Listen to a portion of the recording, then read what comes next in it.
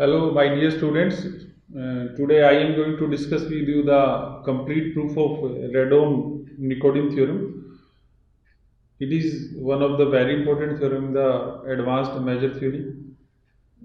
So, dear students, look at the statement. In the statement, it is given that let X be mu be a sigma finite measure space, and let nu be a measure defined on beta, which is absolutely continuous with respect to mu. Then show that there is a non-negative measurable function f such that for each set e in beta we have mu of e equal to integral f du mu over e belongs to beta. And one more thing, we have to prove that f is unique. Unique in the sense that if suppose g is any other measurable function having the same property, means to say mu of e equal to integral g d mu over e, then we have to show that g equal to f almost everywhere in x with respect to this measure mu. So first of all we prove the first part and then we prove the uniqueness. Okay, so in the first part we are assuming that mu is finite, and because mu is the signed measure, so nu minus alpha mu is a signed measure for each rational alpha. We are picking here alpha as the rational. Now we are decomposing x and we are taking the Hahn decomposition, but we are taking this signed measure nu minus alpha mu. That's why we are taking A alpha B a Hahn decomposition for nu minus alpha mu. And here we are taking A node as the whole space X and B node as the empty set. So we apply the definition of Hahn decomposition: X equal to A beta union B beta complement equal to A beta. So dear students, now B alpha minus B beta is contained in B alpha, but because it is a Hahn decomposition, so in this we take B alpha as the negative set. So by the definition of negative set, we can say that this measurable subset has measure less than equal to 0. That's why we can say that mu minus alpha mu, B alpha minus B beta less than equal to 0. Further we do more calculation. Again we can write B alpha minus B beta equal to B alpha intersection B beta complement, because from the set theory you know very well that A minus B equal to A intersection B complement. So this B beta complement is A beta from here, so we put here A beta, and B alpha intersection A beta is contained in A beta where A alpha is positive. That's why we can say that the nu minus alpha mu measure of this B alpha minus B beta is now greater than equal to 0, because this A alpha is the positive set. So again, by the definition of the positive set, we can say that nu minus alpha mu B alpha minus B beta greater than equal to 0. So what we can say now that because in the previous slide, if you look, we get here less than equal to 0, here greater than equal to 0. So suppose beta is greater than alpha, then automatically what we get, mu of B alpha minus B beta equal to 0. That's why what we can say that from previous slide, that there is a measurable function f such that for each rational alpha we have f greater than equal to alpha almost everywhere on A alpha, and f less than equal to alpha almost everywhere on B alpha, because on B alpha minus B beta we were having less than equal to 0, and on this we were having this sign measure as greater than equal to 0. That's why we have taken this f greater than equal to alpha almost everywhere on A alpha, and f less than equal to alpha almost everywhere on B alpha. But because we have taken B not equal to 5, so we may take this f to be the non-negative, because 0 is also possible. This alpha is 0. That's why we can say that f is greater than equal to 0.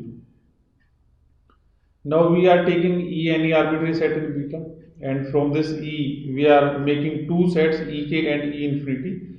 Ek set is the intersection of E with this bk plus 1 by n minus bk by n, while E infinity is E minus union bk by n.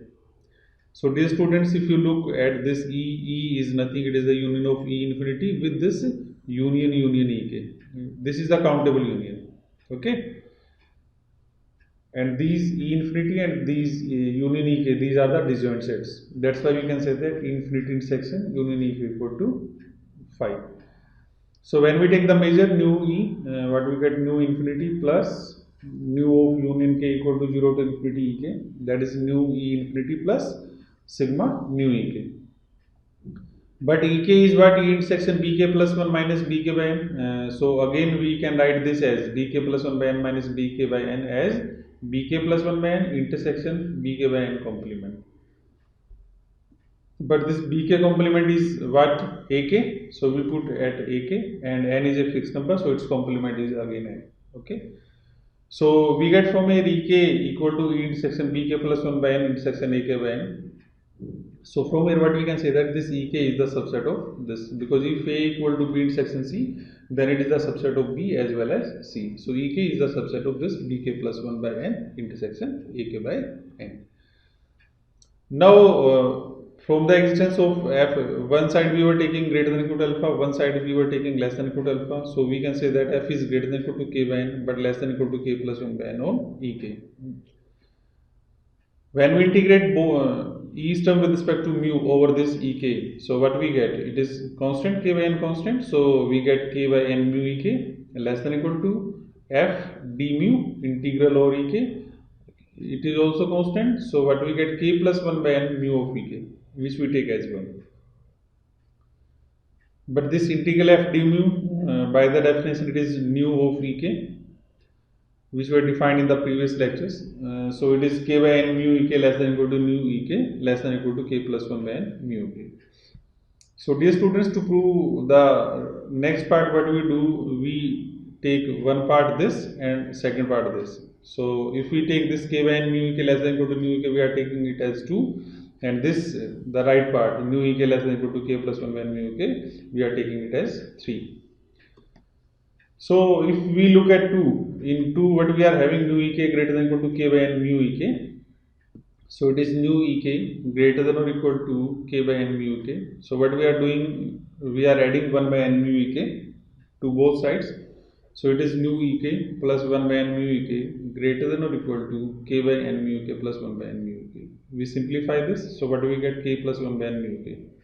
But if you look at number 1, k plus 1 by n mu ek is greater than equal to integral f d mu over ek. That's why we are writing it as greater than equal to f d mu over ek.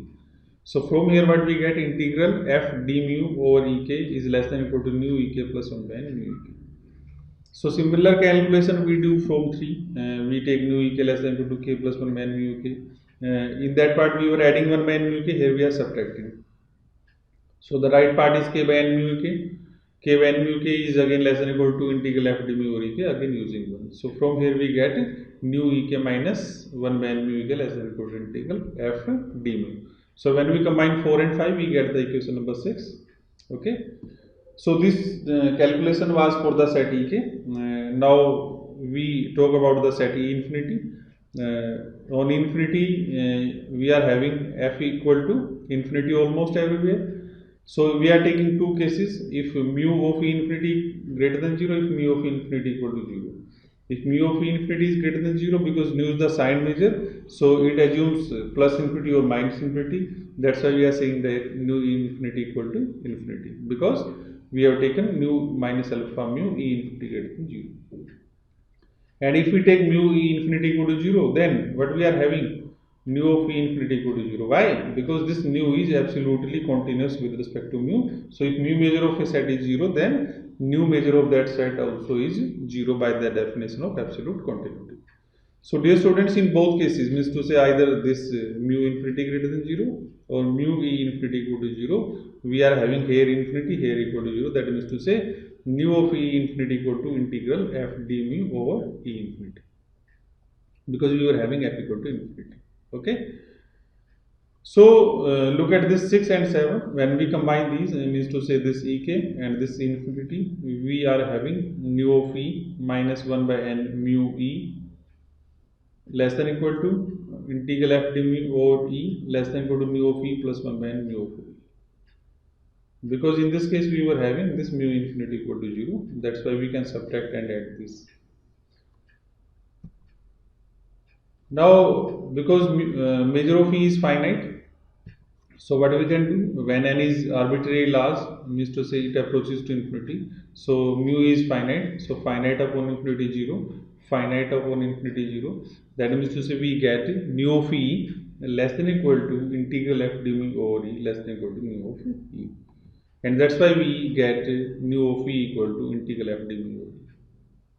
So dear students, this result was for set x, but if you want to prove it for the sigma finite measure mu, then what we can do, we can decompose x in this countable union of xi's, and if we apply the above rule for each xi, then we can get the result for this sigma finite measure space also. So it is easy, you can understand this part.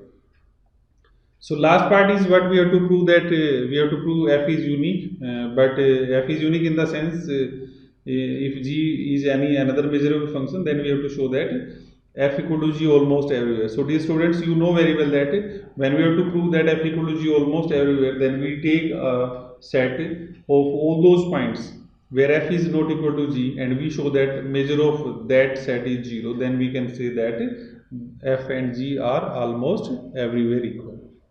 So for this, what we are doing, we are taking two sets an and bn. In an, we are taking f minus g greater than equal to 1 by n, and in bn, we are taking g minus f greater than equal to 1 by n. So because for an, what we were having, f minus g is greater than equal to 1 by n, so we integrate both sides with respect to mu. So what we get in the left side, we get f minus g d mu from here greater than equal to 1 by n mu an, because 1 by n is a constant. So we apply the linearity on this side, means to say integrals are separated, integral f d mu minus integral g d mu greater than equal to 1 by n mu an. But it is also nu an, it is also nu of an, and that's why the left side becomes 0, means to say we get mu of an less than equal to 0. But because mu is the measure, so it cannot be negative, so we are having mu an is equal to 0. So similarly, we can prove that mu of bn equal to 0. Okay, in that we take g minus f greater than equal to 1 by n, and again apply the same rule, we can prove that mu of bn equal to 0. So we are taking set C because we have to show f equal to g almost everywhere. So we are taking a set of all those x for which f not equal to g, and we prove that measure of this C is 0. But it is the union of an union bn, because in an we were having f minus g greater than equal to 1 by n, and in b we were having, in bn we were having g minus f greater than equal to 1 by n. That's why it is a union of an union bn, and when we apply the measure mu of c equal to sigma mu an plus mu bn, but it is 0, it is 0, so we get mu c equal to 0. That means to say f equal to g almost everywhere with respect to measure mu. So dear students, it was the complete proof of Radon-Nikodym theorem, in which we have shown that integral f d mu equal to mu e, and second we have shown that f is unique.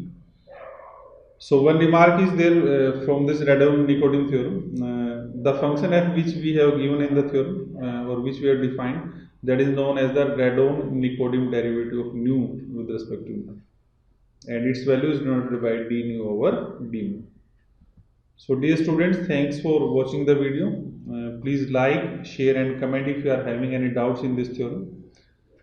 In future also I will try to give the proofs related to the MSc classes, this measure theory. So if you want the proofs of the other theorems also, so please subscribe my YouTube channel. Thank you, thanks a lot.